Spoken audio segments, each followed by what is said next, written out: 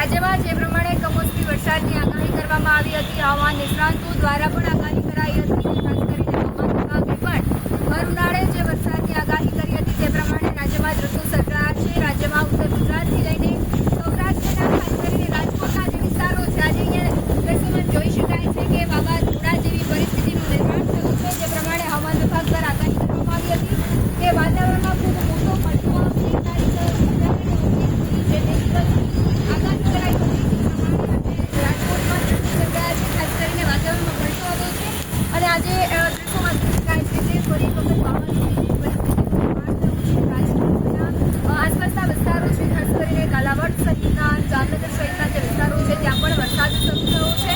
લાલપુર દ્વારકા સહિતનો દરિયાકાંઠાનો વિસ્તાર છે ત્યાં પણ વાતાવરણ થઈ ગયું છે, વાવાઝોડું છે તે આવી રહ્યું હોય તે પરિસ્થિતિનું નિર્માણ થઈ ગયું છે. અત્યારે અહીંયા પણ રાજકોટમાં પણ કહેવાય છે